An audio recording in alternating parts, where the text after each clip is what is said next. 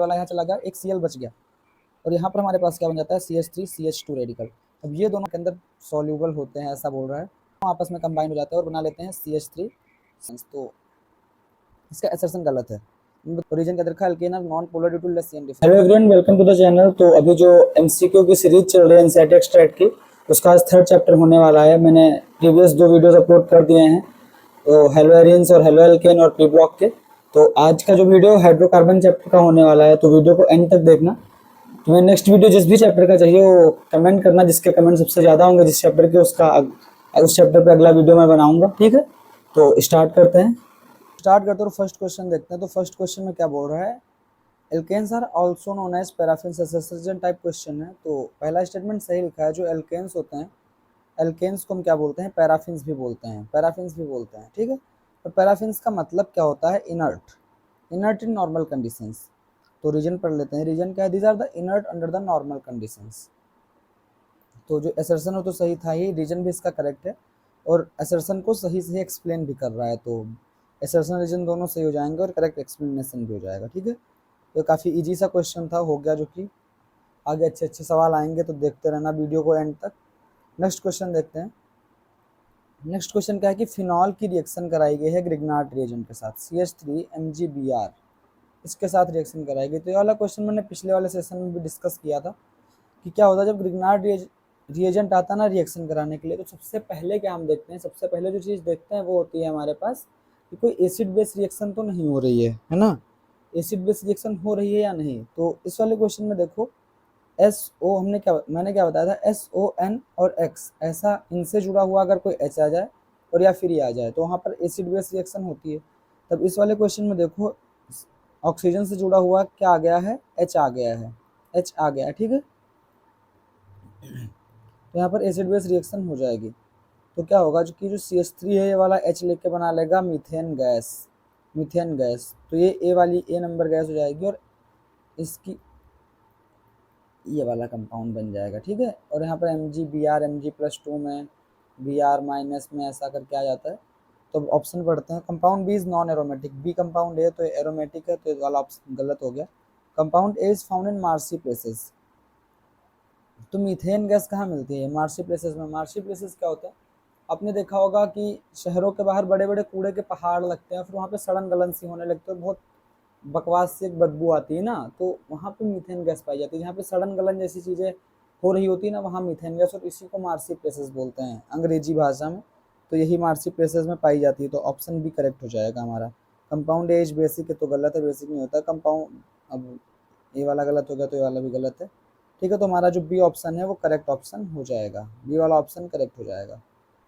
तो बी वाला ऑप्शन हमारा क्या हो जाएगा, करेक्ट। ठीक है, मार्क कर देते हैं बी। नेक्स्ट क्वेश्चन देखते हैं। Which of the following statement are correct, पूछ रहा है कौन सा स्टेटमेंट सही है। तो सबसे पहला ऑप्शन देखते हैं, there is no organic compound which has the quaternary carbon. बोल रहा है कोई भी ऐसा ऑर्गेनिक कंपाउंड नहीं है जिसमें क्वाटर्नरी कार्बन पाया जाता हो।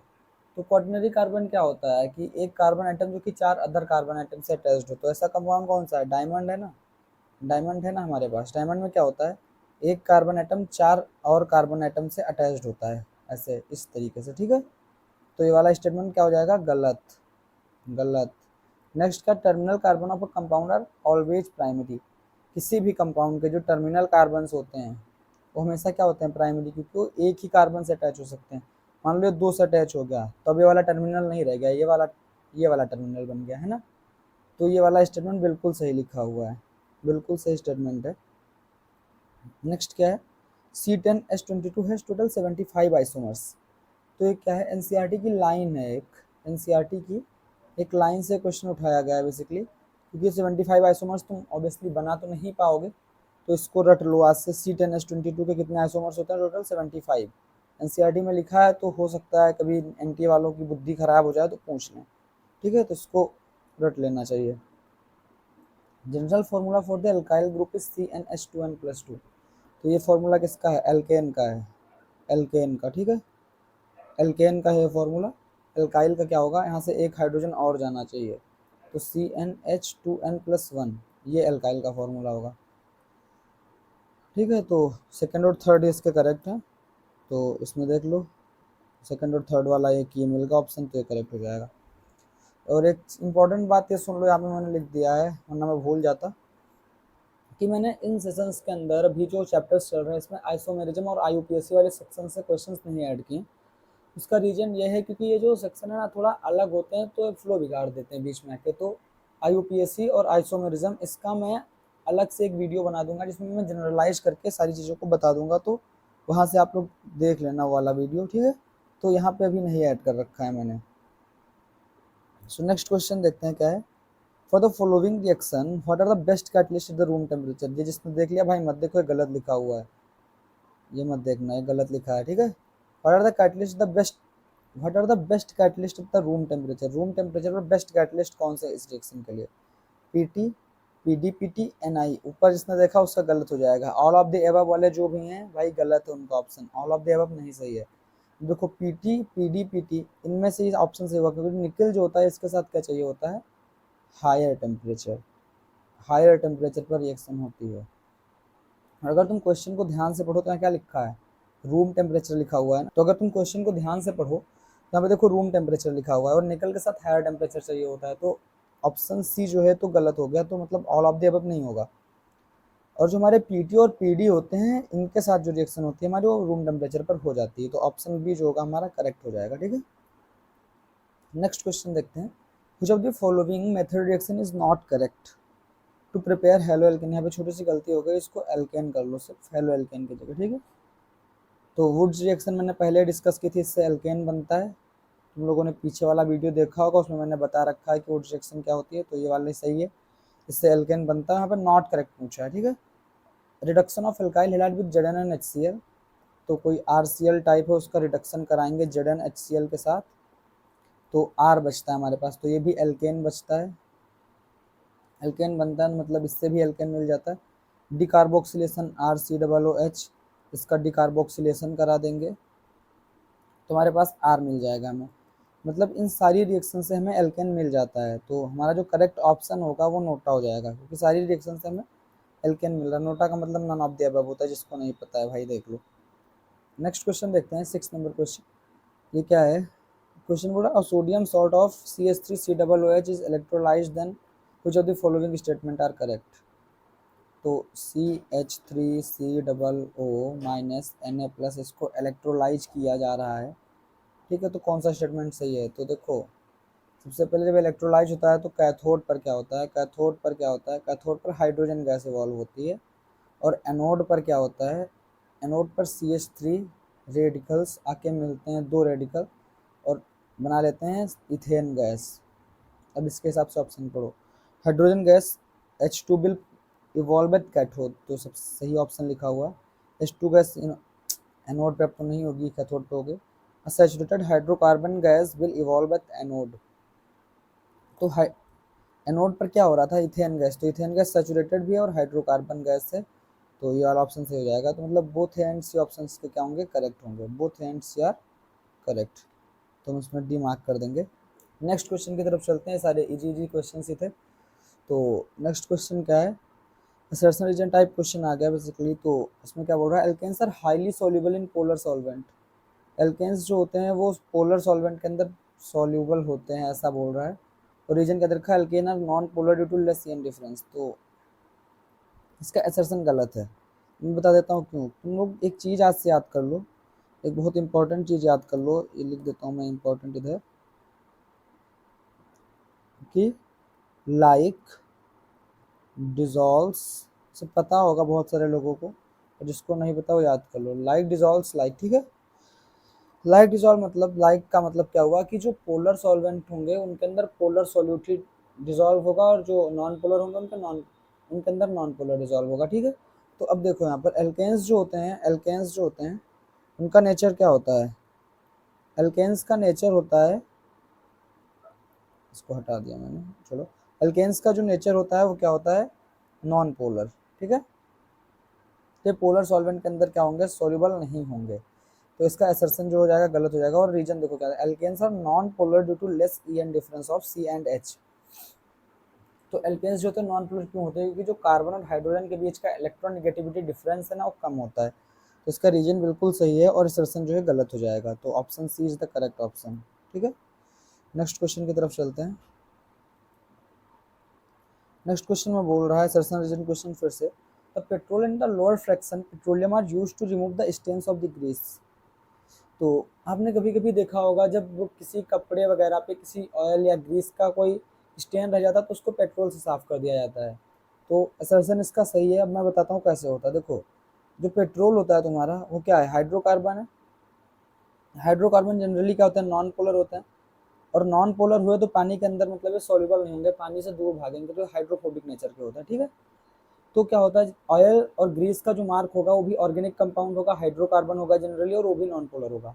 तो पेट्रोल जाता है उस स्टेन को अपने अंदर डिजोल्व करता है, और फिर वो अपने अंदर उसको डिजोल्व करके उसको बाहर लेके चला आता है। पानी से दूर भागते हैं क्योंकि, ठीक, तो पानी से अलग कर देता है उस स्टेन को, कपड़े से भी वो स्टेन हट जाता है। तो इस तरीके से सफाई होती है कपड़े की पेट्रोल के थ्रू। ठीक है, अब देखो, petroleum are polar in nature hence hydrophilic. Polar नहीं होते और हाइड्रोफिलिक भी नहीं होते, तो रीजन जो है गलत लिखा हुआ है, असर्शन सही है। तो इसका करेक्ट ऑप्शन सी हो जाएगा। ठीक है, क्या हुआ, नेक्स्ट क्वेश्चन देखते हैं। नेक्स्ट क्वेश्चन, क्वेश्चन नंबर 9 क्या बोल रहा है इसमें, compare the order of the boiling point. तो जब भी बॉइलिंग पॉइंट पूछा जाए, है ना, और देखो सारे जो है वो आइसोमर्स हैं, मतलब सबका फॉर्मूला जो है वो सेम है, तो हमें कहाँ जाना चाहिए, हमें जाना चाहिए इनकी ब्रांचिंग वगैरह पे, कि ब्रांचिंग जिसमें जितनी ज़्यादा होती जाएगी उसका बॉइलिंग पॉइंट कम होता जाएगा। क्यों ब्रांचिंग के साथ क्या होता है, बॉइलिंग पॉइंट घटता है। और क्यों घटता है, क्योंकि जो ब्रांचिंग जैसे जैसे बढ़ती है तो सरफेस एरिया क्या होता है, घटता जाता है। और सरफेस एरिया घटने से बॉइलिंग पॉइंट क्यों घटता है ये तुम लोग कमेंट करके मुझे बताओगे। ठीक है, तो इसमें आप देख लेते हैं, सी सी सी सी सी, ये लॉन्ग चेन है, इसके अंदर सबसे ज़्यादा मतलब जो है एरिया होगा, तो इसका बॉइलिंग पॉइंट सबसे ज़्यादा होगा। आइसोपेंटेन का स्ट्रक्चर कुछ ऐसा सा होता है। ठीक है, 1 2 3 4 5, ये आइसोपेंटेन का स्ट्रक्चर होता है। फिर नियोपेंटेन ऐसा होता है, तो सबसे कम नियोपेंटेन का होगा क्योंकि इसमें सबसे ज़्यादा ब्रांचिंग हो गई है। ठीक है, तो सबसे कम, फिर टू, फिर फर्स्ट, तो ऐसा सा आएगा, ये वाला ऑप्शन करेक्ट हो जाएगा। और तुम लोग इसको कमेंट करके बताओ कि ब्रांचिंग के साथ साथ सरफेस एरिया घटता है ना, तो उससे बॉइलिंग पॉइंट कैसे कम होता जाता है, ये चीज़ तुम लोग कमेंट करो। जो सो क्वेश्चन नंबर 10 देखते हैं, है ना, तो 10 में क्या बोला है, आइडेंटिफाई द करेक्ट स्टेटमेंट।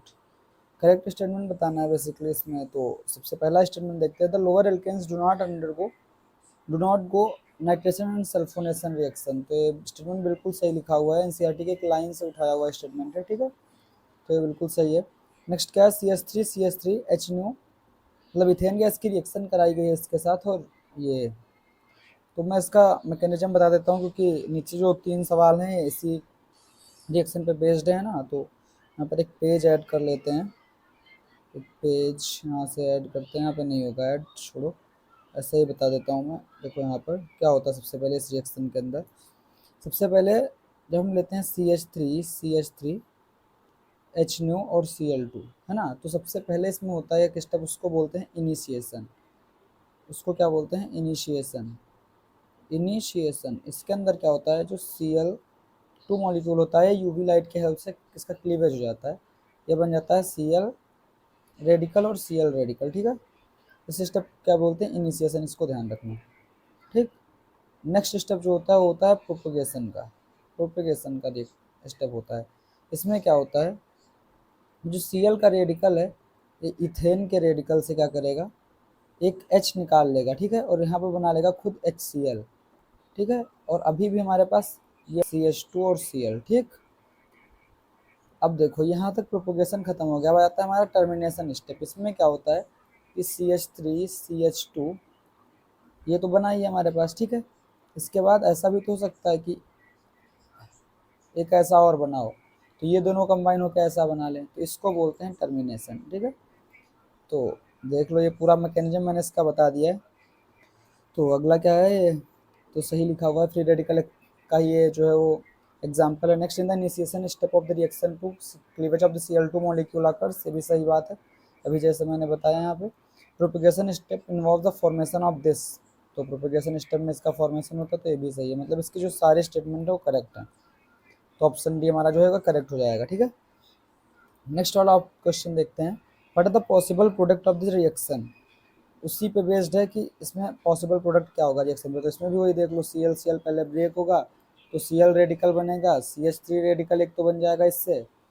तो अब यहाँ पे क्या हो सकता है, एक तो CH3Cl बन सकता है, एक तो यहाँ पे फिर से CH3 आ जाए तो इथेन बन सकता है, और HCl भी बन सकता है ना। तो ये बन सकता है, ये बन सकता है, ये बन सकता है, तो सारे ही बन सकते हैं। तो इसका जो करेक्ट ऑप्शन हो जाएगा वो ऑल हो जाएगा। ठीक है, तो इसका जो करेक्ट ऑप्शन है वो ऑल। ठीक है, तो ये सवाल समझ होपफुली आ गया होगा समझ में। तो नेक्स्ट क्वेश्चन की तरफ चलते हैं। ये वाला यहाँ चला गया, एक Cl बच गया, और यहाँ पर हमारे पास क्या बन जाता है, CH3CH2 रेडिकल। अब ये दोनों आपस में कंबाइन हो जाते हैं और बना लेते हैं CH3। तो क्वेश्चन नंबर 12 देखते हैं। क्वेश्चन नंबर 12 पे मैंने डबल ट्रिपल स्टार कर रखा है क्योंकि ये बहुत इंपॉर्टेंट रिएक्शंस हैं। ये रिएक्शंस बहुत ज़्यादा मतलब पूछी जा सकती हैं और कब पूछी भी गई हैं, और ये रिएक्शन एनसीईआरटी में एक साथ सारी लिखी हुई हैं। कोई बार पढ़ लेना वहाँ से भी, अगर एक दो शायद मिस हो गई हो तो उससे मैंने सारी कवर कर रखी है। तो क्वेश्चन देखते हैं क्या बोल रहा है। CH4O2 मतलब CH4 का ऑक्सीडेशन कराया गया इन द प्रेजेंस ऑफ कॉपर, और इतना टेम्परेचर और इतना प्रेशर, और वहाँ पर क्या बनता है हमारे पास, एल्कोहल। इसको याद करना है। ठीक है, ये सारी रिएक्शन याद करनी है, सही लिखा है। अगला CH4O2 और इसको मोलिब्डेनियम ऑक्साइड ऐसे करके कोई ये है कैटलिस्ट, इसके प्रेजेंस में इसको हीट किया गया तो हमारे पास क्या मिलता है हमें, COOH, ये मिलता है ना, फॉर्मेल्डिहाइड बनता है हमारे पास। ये वाली रिएक्शन भी सही लिखी और इसको याद करना है। नेक्स्ट क्या है, इथेन को कराया गया oxidise in the presence of, ये है, और इसके साथ हीट किया गया तो हमारे पास क्या मिलता है, एसिटिक एसिड। ये वाली रिएक्शन भी सही है। ठीक है, ये सारी रिएक्शन ही मैंने सही लिख रखी है। लास्ट वाला देखो, लास्ट वाला क्या होता है कि जनरली जो KMnO4 होता है ना, ये क्या करता है, इसका काम होता है ऑक्सीडेशन करने का है ना। पर ये हाइड्रोजन, या इनको हाइड्रोजन को नहीं ऑक्सीडाइज करता है ना, सीधा मतलब हाइड्रोजन को ऑक्सीडाइज कर रहा है। पर जब कभी जो टर्सरी कार्बन से अटैच्ड H आइटम आता है, टर्सरी कार्बन से अटैच्ड H आइटम आता है ना, तो उसको ये ऑक्सीडाइज करके OH में कन्वर्ट कर देता है। अब जैसे यहाँ पे देखो, तो CH3CH और ये CH3 और CH3 है ना, तो यहाँ पर हमारे पास टर्सरी कार्बन आइटम से अटैच्ड H आइटम मिल गया ना, तो इसको ऑक्सीडाइज करके एल्कोहल में कन्वर्ट कर देगा, यहाँ पर OH कर देगा। तो ये वाली रिएक्शन भी सही है। ऐसे और भी एग्जांपल देखने को मिल सकते हैं, तुम्हें ऐसे ऐसे करके कंपाउंड बना दिया यहाँ पे, तो फिर एक H आइटम कहीं से जोड़ दिया और फिर इससे रिएक्शन करा दी, तो कुछ भी हो सकता है ऐसे क्वेश्चन। तो ध्यान रखना कि जब भी टर्सरी कार्बन से अटैच्ड हाइड्रोजन आएगा तो उसके साथ KMnO4 क्या करेगा, OH में उसको कन्वर्ट कर देगा। तो इसमें भी सारे ही सही हैं, तो इसका भी ऑप्शन क्या हो जाएगा, डी करेक्ट हो जाएगा। नेक्स्ट देखते हैं क्या मैचिंग है, मैच द फॉलोइंग। तो पहली रिएक्शन क्या है, हेक्सेन है, ऐसा सा इसको क्या किया है, AlCl3 के साथ रिएक्शन कराई गई है ना। तो AlCl3 के साथ रिएक्शन कराते हैं, जैसे ब्यूटेन की कराते हैं तो आइसोब्यूटेन बन जाता है, ऐसे हेक्सेन की कराएंगे तो आइसो में कन्वर्ट हो जाएगा। इसको क्या बोलते हैं, इसको बोलते हैं आइसोमेराइजेशन रिएक्शन। आइसोमेराइजेशन रिएक्शन मतलब इसमें कुछ नहीं होता है, फॉर्मूला सेम रहता है, बस आइसोमर बदल जाता है। ठीक है, तो पहले का क्या हो जाएगा, फर्स्ट पी का फोर्थ हो जाएगा, पी का फोर्थ।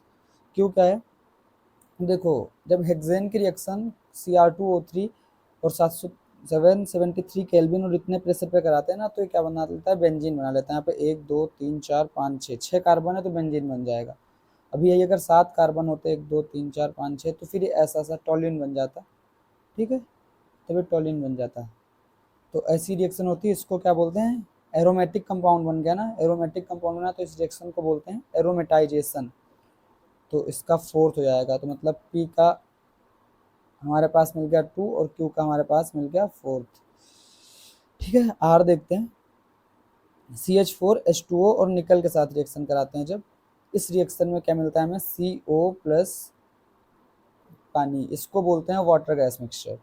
वाटर गैस मिक्सचर है ना, वाटर गैस मिक्सचर बोलते हैं इसको। तो आर का हमारे पास थर्ड आ गया और एस का तो एक ही बचा, ये टूट जाते हैं इनमें, इसको पायरोलिसिस बोलते हैं। ठीक है, इसको बोलते हैं पायरोलिसिस। तो 2 4 3 1 देख लो किसमें, 2 4 3 1, 2 4 3 1, हमारा जो बी ऑप्शन है वो करेक्ट हो जाएगा। ये सारी रिएक्शंस बहुत इंपॉर्टेंट है, जितनी भी हैं इसमें सारी इंपॉर्टेंट है, ये वाली सारी रिएक्शंस, तो इनको भी याद कर लेना। नेक्स्ट क्वेश्चन देखते हैं। नेक्स्ट क्वेश्चन क्या है, which of the following reaction is are correct. ठीक है, इसमें भी रिएक्शन पूछी कौन सी सही है। तो पहली रिएक्शन क्या है, ये देखो, ये जो रिएजेंट है ना Na लिक्विड NH3, इससे हमेशा जो तुम्हारे पास प्रोडक्ट आएगा, एल्कीन जो बनेगा, एल्कीन जो बनेगा वो क्या बनेगा, ट्रांस बनेगा। ठीक है, ये चीज़ ध्यान रख लो, ट्रांस। अब देखो, इस एल्काइन पर रिएक्शन हुई है इसकी, तो ट्रांस बनना चाहिए सिस है, तो गलत हो गया। अगला क्या है, ये देखो, पैलेडियम और कार्बन के साथ रिएक्शन, और इनसे जब कभी रिडक्शन होगा तो हमेशा सिस प्रोडक्ट बनेगा। ठीक है, तो यहाँ पर देखो क्या बना है, यहाँ पे ट्रांस बन गया, तो ये वाला भी गलत हो गया। अब देखो इसका एन लिक्विड NH3 के साथ, इससे देखो ट्रांस ही बना है, तो हमारा जो करेक्ट ऑप्शन हो जाएगा वो यही वाला हो जाएगा। ठीक है, ऑल तो नहीं होगा क्योंकि ऊपर दो गलत हो चुके हैं। देखते हैं 15 क्वेश्चन देखते हैं। Which of the following reaction is not correct for prepare alkyne. Alkene बनाने के लिए कौन सी रिएक्शन सही नहीं है। पहली कौन सी, dehydrohalogenation reaction, beta elimination.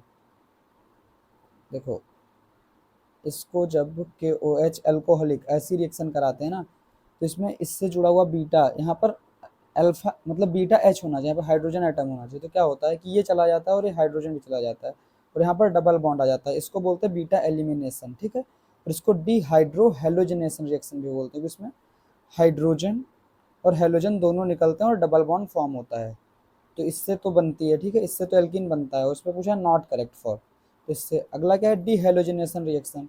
डीहेलोजिनेशन reaction से भी एल्कीन बनता है। कैसे बनता है, जैसे ये Br है। ठीक है, फिर ये दोनों Br यहाँ से चले जाएंगे, यहाँ पे डबल बॉन्ड आ जाएगा, मतलब दोनों हेलोजन ही जाते हैं, फिर डबल बॉन्ड आता है, उसको बोलते हैं डीहेलोजिनेशन रिएक्शन। तो इन दोनों से बन जाता है एल्कीन। थर्ड क्या है, कॉन्सेंट्रेटेड H2SO4। इसकी रिएक्शन तो सबको ही पता है, यहाँ पर प्लस चार्ज आता है, फिर इसके बाद ये रीअरेंज होकर यहाँ पर आ जाएगा और ये ऐसा सा बना लेगा प्रोडक्ट, है ना। तो ये भी एल्किन बनाएगा, मतलब ये जो ऊपर के तीनों एल्किन बना रहे हैं। और स्वार्ट्ज रिएक्शन मैंने बता रखी है पहले ही, CH3Cl, इसमें F- के साथ रिएक्शन होती है और CH3F बनता है, तो वहाँ पर एल्किन नहीं फॉर्म होता है। तो हमारा जो करेक्ट ऑप्शन हो जाएगा वो क्या हो जाएगा, डी हो जाएगा। ठीक, सो नेक्स्ट क्वेश्चन देखते हैं। नेक्स्ट क्वेश्चन क्या है, असर्शन रीजन टाइप क्वेश्चन है फिर से। इसमें क्या बोल रहा है, the lower members of the hydrocarbon are generally gases and the higher are the solids. मतलब जो लोअर मेंबर हाइड्रोकार्बन के होते हैं, जैसे CH4, इथेन हो गया, इथाइन हो गया, ये जनरली क्या होते हैं, गैसेस होते हैं। और हायर जैसे कि C20 करके फिर H कुछ आ गया। ठीक है, तो ये जो होती है वो क्या होते हैं, गैसेस होते, सॉलिड्स होते हैं। ऐसा क्यों होता है, ऐसा होता है, ये तुमने भी देखा होगा, पढ़ा भी होगा कि जैसे जैसे आगे बढ़ते जाते पहले गैसेस, फिर लिक्विड, फिर सॉलिड। तो ऐसा इसलिए होता है, इसका रीजन देखो क्या है, as the size increases the surface area increases. जैसे जैसे सी के नंबर ऑफ आइटम्स बढ़ते हैं तो साइज बढ़ता जाता है और सरफेस एरिया भी बढ़ता जाता है। अब सरफेस एरिया बढ़ने से क्या होगा, वंडरवॉल फोर्सेस बढ़ेंगे, वंडरवॉल फोर्सेस बढ़ेंगे, तो वंडरवॉल फोर्सेस बढ़ने की वजह से इंटरनल अट्रैक्शन ज़्यादा होगा, और अट्रैक्शन ज़्यादा होगा तो फिर जो जो मॉलिक्यूल है वो पहले गैस रहेगा, और जैसे जैसे एरिया बढ़ेगा वैसे वैसे सॉलिड की तरफ जाता जाएगा। तो जो हायर एल्केन्स होते हैं वो क्या हो जाता है, हायर जो हाइड्रोकार्बन्स होते हैं सॉलिड हो जाते हैं। ठीक है, तो as a result, as the size increases of the surface area increases and hence result in the stronger van der Waals forces. तो ये बिल्कुल सही रीजन लिखा हुआ और असर्शन भी सही है और एक्सप्लेन भी करेक्ट कर रहा है। ठीक है, तो इसका ऑप्शन ए करेक्ट हो जाएगा। नेक्स्ट क्वेश्चन, क्वेश्चन नंबर 17 देखते हैं। इसमें बोल रहा है चूज द करेक्ट स्टेटमेंट, है ना। तो पहला क्वेश्चन क्या है, all the alkenes are colourless. तो ये स्टेटमेंट सही लिखा हुआ है, जो जितने भी एल्कीन्स प्रेजेंट है, जितने भी एल्कीन्स पाए जाते हैं उनका कोई कलर नहीं होता, वो सारे कलरलेस हैं। ठीक है, स्ट्रेट चेन हाइड्रोकार्बन है higher boiling point than the branch chain. ये भी पहले बता चुका हूँ मैं, जैसे स्ट्रेट चेन में एरिया ज़्यादा होता है, एरिया ज़्यादा होने की वजह से अट्रैक्शन ज़्यादा होता है, तो बॉइलिंग पॉइंट उनका ज़्यादा होता है। तो ये वाला स्टेटमेंट भी सही है। एंड थर्ड स्टेटमेंट क्या है, all the alkenes are odourless. हाँ, सारे एल्कीन्स ऑर्डरलेस होते हैं, बट इथीन जो होता है, इथीन लोएस्ट एल्कीन, उसका उसमें स्मेल होती है और स्वीट स्मेल होती है। ठीक है, तो सारे एल्कीन्स ऑर्डरलेस ऑर्डरलेस नहीं हो सकते हैं। ठीक है, एक एक्सेप्शन है इसमें, इथेन। ठीक, तो थर्ड स्टेटमेंट गलत हो जाएगा, तो ओनली 1 एंड 2 आर करेक्ट। तो देख लो, only 1 and 2 are correct, C option correct हो जाएगा इसका। ठीक है, नेक्स्ट क्वेश्चन देखते हैं। Question number 18 again assertion reason type question है। इसमें क्या बोल रहा है, when Br2 along with the CCl4 is added to alkene it becomes colorless। हो रहा है कि जब Br2 का कलर क्या होता है, Br2 का कलर होता है रेडिश ब्राउन टाइप कलर होता है इसका, ठीक है। इसको लेकिन जब हम ऐड करते हैं किसमें, एल्कीन में अलॉन्ग विथ CCl4, तो एक कलरलेस हो जाता है। ये स्टेटमेंट बिल्कुल सही लिखा है। अभी क्यों होता है ये देखो, Br2 का क्लीवेज हो जाता है और Br2 जाके ऐड हो जाता है एल्कीन पर, ठीक है। जैसे C डबल बॉन्ड C, तो यहाँ पर Br2 आके ऐड हो जाएगा ऐसे, तो Br2 रह ही नहीं जाएगा तो कलर बचेगा नहीं, तो ये इसका कलर चला जाता है। तो असर्शन सही लिखा हुआ, reason Br2 with the alkenes from the vic dihalides. हाँ, तो बिग डाइहैलाइड्स इनको बोलते हैं, Br मतलब एडजेसेंट कार्बन एटम्स पर दोनों Br आके लग जाते हैं, इसको बोलते हैं विक, ठीक है। तो असर्शन और रीजन दोनों ही सही है इसके, और एक्सप्लेनेशन भी करेक्ट है, तो इसका ऑप्शन ए करेक्ट हो जाएगा। नेक्स्ट क्वेश्चन नंबर 19 देखते हैं। व्हेन एल्कीन इज, इसमें भी mark the incorrect statement, incorrect बताना है, ये चीज़ ध्यान रखना है, इनकरेक्ट पूछा हुआ है। When alkene is reacted with HBr along with peroxide it form the product according to anti Markovnikov of rule. सही स्टेटमेंट लिखा हुआ है, मतलब ये इनकरेक्ट नहीं है, तो ये हमारा ऑप्शन नहीं सही होगा। अगला क्या है, CH2 H2SO4 कोल्ड कॉन्सेंट्रेटेड, मतलब इथियन को ट्रीट किया गया है कोल्ड एंड कॉन्सेंट्रेटेड H2SO4 से, तो उससे ये बनेगा। नेक्स्ट ऑप्शन है उसमें नो रिएक्शन और ये। तो अब देखो इसमें एक चीज़ देखो कि ये दोनों रिएक्शन सेम ही रिएक्शन और अलग अलग प्रोडक्ट बना रखे, मतलब इन्हीं में से कोई इनकरेक्ट होगा, ठीक है। ये दोनों तो करेक्ट हो गए, इनमें तो दिमाग लगाने की ज़रूरत ही नहीं है। अब देखो इसमें, तो इसमें क्या होता है कि ये वाला जो ऑप्शन है वो सही है, ये मतलब ऑप्शन, ये जो रिएक्शन है वो सही है, ये रिएक्शन होती है जब इथियन को कोल्ड एंड कॉन्सेंट्रेटेड H2SO4 से ट्रीट कराते हैं, तो ऐसा प्रोडक्ट हमें मिलता है, ठीक है। बहुत लोगों को लगता होगा नो रिएक्शन होगी, जिसने भी एनसीईआरटी नहीं पढ़ी होगी वो नो रिएक्शन मार्क करके आ जाएगा, क्योंकि उसे ये पता है कि जो H2SO4 है वो एल्कीन कन्वर्ट, एल्कोहल को एल्कीन में कन्वर्ट करता है, ठीक है। पर ये वाली रिएक्शन सही है, तो इसको याद कर लो। तो हमारा जो इनकरेक्ट स्टेटमेंट हो जाएगा वो ये हो जाएगा कि नो रिएक्शन, रिएक्शन होती है और ये रिएक्शन होती है, ठीक है। सो नेक्स्ट क्वेश्चन देखते हैं, क्वेश्चन नंबर 20। क्वेश्चन नंबर 20 में पूछा है identify the Baeyer's reagent. Baeyer reagent बताना है, ये क्वेश्चन आ भी चुका है मेंस में। तो बेयर रिएजेंट ये तो नहीं है, डाइल्यूट अल्कलाइन कैमेनोफोर होता है, ये वाला बेयर रिएजेंट हो जाएगा। एसिडिक कैमेनोफोर को बेयर रिएजेंट में काउंट नहीं करते हैं, तो बोथ एंड भी गलत हो जाएगा ऑप्शन, ठीक है। चीज़ भी ध्यान रखना है, इसे कंफ्यूज करने के लिए पूछा जा सकता है, ऐसा शायद ऐसा सा क्वेश्चन आया है मेंस में, मुझे ऐसा लग रहा है। नेक्स्ट क्वेश्चन है which of the following reaction doesn't yield alkyne. कौन सा रिएक्शन अल्काइन यील्ड नहीं करता, नहीं देता है। तो ये पहली रिएक्शन है, प्रिपरेशन ऑफ अल्काइन नाम के टॉपिक से क्वेश्चन है, तो उसमें ये इस रिएक्शन का यूज किया गया है अल्काइन बनाने के लिए, और काफ़ी लंबी सी रिएक्शन है, उसका बीच का स्टेप है ये, मतलब फाइनल स्टेप है ये, इसमें एल्काइन हमारे पास मिल जाता है, ये प्रोडक्ट हमें मिलता है, ठीक है। तो इससे तो एल्काइन बनता है। नेक्स्ट वाला क्या है, KOH एल्कोहलिक, ये E2 रिएक्शन होता है, यहाँ पर दो Br है तो पहले एल्कीन बनेगा और फिर इसके बाद ये भी चला जाएगा और एल्काइन हमारे पास मिल जाएगा। अगला क्या है H2SO4, यहाँ पे कितने सारे Br आ गए, इससे हमें अल्काइन अल्काइन कुछ नहीं मिलता है, ये फालतू कंफ्यूज करने के लिए दे रखी है, तो यही जो होगी वो हमारा करेक्ट ऑप्शन हो जाएगा, और नोटा नहीं होगा क्योंकि इससे नहीं मिल रहा, ठीक है। नेक्स्ट क्वेश्चन देखते हैं, क्वेश्चन नंबर 22। ये assertion reason type question. When NaNH2 is added to ethyne H2 gas evolved. NaNH2 का नेचर क्या होता है, ऐसा क्वेश्चन आया है। NaNH2 का नेचर क्या होता है, बेसिक होता है, ठीक है, बेसिक। बूढ़ा H2 गैस इवॉल्व, और जो हमारे पास इथाइन है, इथाइन का नेचर क्या होता है, इथाइन जो होता है वो एसिडिक होता है। क्यों होता है, क्योंकि इसका हाइब्रिडाइजेशन sp है और उसमें परसेंटेज s करेक्टर काफ़ी बढ़ा हुआ होता है, ठीक है, इस वजह से। तो इसका जो नेचर होता है वो एसिडिक होता है, और NaNH2 बेसिक है, तो इनके बीच में रिएक्शन होगी, ठीक है।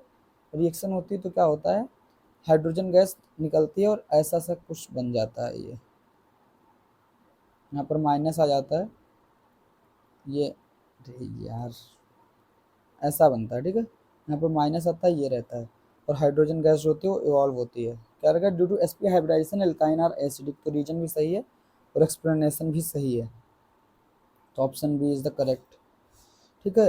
ये सब इंपॉर्टेंट क्वेश्चन है। नेक्स्ट क्वेश्चन देखते हैं, question number 23। Which of the following statement are correct. इसमें फिर से वही सारे एक ही टाइप के सारे क्वेश्चंस हैं, जैसे स्टेटमेंट कौन सा सही है, फिर असर्शन रीजन। तो देखते स्टेटमेंट कौन सा सही, फिर से पढ़ते हैं। CH3 C triple bond CH3 H हटा दो भाई, यहाँ पर H नहीं होगा, और इसको कराया गया एक Br के साथ रिएक्शन। सही, अभी थोड़ी देर पहले ये रिएक्शन मैंने बताई थी, Br मिलके आके जुड़ जाते हैं, विक डायहाइड बनाते हैं। यहाँ पे एल्काइन है तो एल्कीन बन जाएगा, और फर्दर रिएक्शन आगे प्रोसीड भी होती है, और यहाँ तक ही दिए तब भी ये सही है, ठीक है। अगला क्या है, इसकी रिएक्शन HBr के साथ कराई हुई है, ठीक है। HBr के साथ कराई और फिर ऐसा कंपाउंड बना, ये वाला भी सही है रिएक्शन। इसमें भी सिमिलर सी रिएक्शन होती है, Br आके पहले जुड़ता है, इसके बाद फिर से एक बार रिएक्शन होती है, फिर यहाँ पर Br आके जुड़ जाता है, तो ये फाइनल प्रोडक्ट हमें मिलता है, तो ये वाली रिएक्शन भी सही है। नेक्स्ट क्या है, CH3C ट्रिपल बॉन्ड H2Hg, इस ये वाली भी रिएक्शन सही है। इस रिएक्शन को मर्क्यूरेशन रिएक्शन बोलते हैं, ठीक है। तो Hg+2 यहाँ पर यूज करते हैं, और इसके बाद यहाँ पर हमारे पास एसीटोन हमें मिल जाता है, कीटोन मिलता है हमें, ठीक है। लास्ट रिएक्शन ये गलत है, अब ये गलत होगा क्योंकि ये वाली सही है। यहाँ पर जो हमारे पास डबल बॉन्ड आता है वो बीच में आता है, ना कि यहाँ पे, ठीक है। यहाँ पे अल्फा एच ज़्यादा जहाँ से मिलेंगे इस बॉन्ड के रिस्पेक्ट में, वहीं पे जाएगा। ऐसा करके तुम ट्रिक समझ के याद कर सकते हो ऐसे। तो हमारे पास ABC ऑप्शन जो हैं वो करेक्ट होने चाहिए, तो देख लो कौन सा है, ऑप्शन बी करेक्ट हो जाएगा हमारे पास, ये स्टेटमेंट करेक्ट है। So second last question, question number 24, इसमें क्या बोला, which of the following is not the correct reaction to prepare benzene. तो सबसे पहले क्या किया है, फिनॉल का रिडक्शन कराया Zn के साथ, और रिड्यूस होकर बेंजीन में ही कन्वर्ट हो जाएगा। बिल्कुल आसान सा क्वेश्चन। नेक्स्ट क्या है, treat ethyne with a red hot iron tube at, ethyne को Fe रेड हॉट आयरन के साथ 873 डिग्री पे, क्या है, इस रिएक्शन को बोलते हैं पॉलीमराइजेशन रिएक्शन, जो कि हमें फाइनल प्रोडक्ट बेंजीन देता है, ठीक है। तो इसको भी याद करो, यहाँ पे बेंजीन मिलता है हमारे पास फाइनल प्रोडक्ट, तो इसको रिएक्शन को क्या बोलते हैं, पॉलीमराइजेशन रिएक्शन, ठीक है। अगला क्या है इसका, देखो इसमें यहाँ COONA और CaONOH के साथ डिकार्बोक्सिलेशन रिएक्शन है बेसिकली, तो यहाँ पर भी हमारे पास बेंजीन मिल जाएगा, तो मतलब सारे ही बेंजीन बना रहे हैं, हमारा जो करेक्ट ऑप्शन हो जाएगा वो नन हो जाएगा। सो लास्ट क्वेश्चन पे पहुँच चुके हैं, लास्ट क्वेश्चन करते हैं। अगर वीडियो पसंद आया हो तो वीडियो को लाइक कर देना, और कमेंट भी कर देना कि अगला किस चैप्टर पे चाहिए तुम्हें वीडियो, और ज़्यादा लोग कमेंट करना ताकि मुझे पता चल जाए। तो लास्ट क्वेश्चन है, मार्क द करेक्ट स्टेटमेंट, फिर से करेक्ट स्टेटमेंट बताना है कौन कौन से। Sulphonation of the arenes be electro, sulphonation of arenes by electrophilic substitution reaction is, यहाँ पर बाई होना चाहिए, by electrophilic substitution reaction is reversible reaction. Sulphonation reaction जो होती है वो रिवर्सिबल होती है, बिल्कुल सही बात लिखी हुई है, ठीक है। ये रिएक्शन तुम्हें ना पता हो तो ऐसी सी होती है, यहाँ पर H2SO4 के साथ रिएक्शन कराते हैं HNO, ठीक है, HNO3 नहीं लो, H2SO4 के साथ रिएक्शन कराते हैं, और फिर यहाँ पर आके जुड़ता है SO3H, और ये रिएक्शन जो होती है वो रिवर्सिबल रिएक्शन होती है, ठीक। ये वाला स्टेटमेंट सही है। सो ऑप्शन नंबर 2 में क्या है, बेसिकली ट्रिक क्वेश्चन है। तो यहाँ पर देखो क्या किया गया है, ऐसा सा रिएक्शन है, तो इसका मैकेनिज्म मैं बता देता हूँ, ठीक है, नीचे। तो इसका मैकेनिज्म डिस्कस कर लेते हैं यहाँ पर। तो देखो सबसे पहले यहाँ पर एक बेंजीन दिया हुआ है, और उसकी रिएक्शन कराई गई है किसके साथ, इस वाले के साथ, है ना। तो इसमें सबसे पहले क्या होगा, ये क्लोरीन जो होगा ये चला जाएगा, और यहाँ पर प्लस चार्ज आएगा, तो बनेगा, सबको पता है, तो डायरेक्टली मैं उसी को बना रहा हूँ, ठीक है। ये प्लस चार्ज, अब देखो यहाँ पे ट्रिक क्या होती है कि ये जो प्लस चार्ज आता है ना, ये रीअरेंज करता है खुद को, ये रीअरेंज करके यहाँ पर आ जाता है प्लस चार्ज, और अगर तुम रीअरेंजमेंट करना स्टेप में भूल गए ना तो तुम्हारा क्वेश्चन गलत हो जाएगा। तो ये रीअरेंज करता है और फिर यहाँ पर ऐड होता है, और अगर इस ऑप्शन में तुम देखो तो यहाँ पर रीअरेंजमेंट जो है वो मिस हो गया है, रीअरेंजमेंट नहीं कराया गया, डायरेक्टली ऐड कर दिया गया, इसलिए जो ऑप्शन है वो गलत हो जाएगा, तो ये करेक्ट आंसर इसका नहीं होगा, है ना। तो करेक्ट स्टेटमेंट बताने तो वाला जो स्टेटमेंट ऑप्शन होगा वो हमारा करेक्ट नहीं होगा, ठीक है, ये करेक्ट है। और देखो ये वाला फिर गैमेक्सिन, इसकी रिएक्शन, ये वाली रिएक्शन बेसिकली तुम्हें याद करनी है, बहुत इंपॉर्टेंट रिएक्शन है। एक गैमेक्सिन कंपाउंड भी, इसको मैं बता देता हूँ, ऐसा होता है, देखो ये बेंजीन है, इसकी 3Cl2 एनहाइड्राइस AlCl3 cold and dark condition में रिएक्शन कराते हैं, तो ऐसा हर तरफ इसके Cl आ जाता है। ये क्या हो गया यहाँ पे, इसे देख लो, हर तरफ इसके क्या हो रहा है, हर तरफ इसके Cl Cl और Cl आ जाएगा, है ना। इस कंपाउंड को बोलते हैं गैमेक्सिन, गैमेक्सिन, ठीक है। तो ये रिएक्शन याद करनी बेसिकली बहुत ज़्यादा इंपॉर्टेंट है, बहुत ज़्यादा, बहुत बहुत बहुत ज़्यादा इंपॉर्टेंट है। इस पर कई सारे स्टार मार्क कर लेना, ठीक है। फोर्थ वाला देखो क्या बोल रहा है, the name of the reaction is Friedel Crafts alkylation. तो जहाँ जब इसका यूज करते हैं ना तो इसको फ्रीडरक्राफ्ट एसाइलेशन रिएक्शन बोलते हैं, एल्काइलेशन इस रिएक्शन को बोलते हैं। तो COOCl ऐसा वाला जब कभी दिखे ऐसे वाले कंपाउंड के साथ रिएक्शन हो रही है ना तो उसको फ्रीडरक्राफ्ट एसाइलेशन बोलेंगे, एल्काइलेशन नहीं, ठीक है। तो एसाइलेशन बोलते तो ये वाला भी गलत हो गया और ये वाला सही है। तो only first and third are correct, तो हमारा ऑप्शन सी करेक्ट हो जाएगा। और लास्ट में ये देख लो, ये एक इंपॉर्टेंट रिएक्शन है वैसे, गैमेक्सिन टाइप है, बस इसमें बेंजीन के साथ रिएक्शन कराते टाइम क्या लेते हैं, 3Cl मॉलिक्यूल, यहाँ पर Cl2 कर लो, और इसके बाद यूवी रेज के प्रेजेंस में 500 केल्विन पर रिएक्शन कराते हैं तो हमारे पास जो बनता है वो ये कंपाउंड बन जाता है, सॉरी ये बीच में नहीं आएगा, Cl ऐसा करके कंपाउंड मिल जाता है हमें, और वही रिएक्शन है ये, ठीक है। तो ये सारे क्वेश्चन यहाँ पे कंप्लीट हो जाते हैं। तो अगर सेशन अच्छा लगा हो तो वीडियो को लाइक कर देना और चैनल सब्सक्राइब कर देना ऐसे ही और वीडियो के लिए, और कमेंट करके मुझे बताना कि आगे किस किस टॉपिक पे तुम्हें अगला वीडियो में किस टॉपिक पे लेके आऊँ, और मैं सारे टॉपिक कवर करूँगा इस सीरीज़ में। तो जो तो कमेंट सेक्शन में जैसे जैसे तुम बताते जाओगे किस चैप्टर पे लेके आऊँ वीडियो, तो उसको मैं अगले ही वीडियो में लेके आ जाऊँगा जिसके सबसे ज़्यादा कमेंट होंगे। तो stay connected and thank you.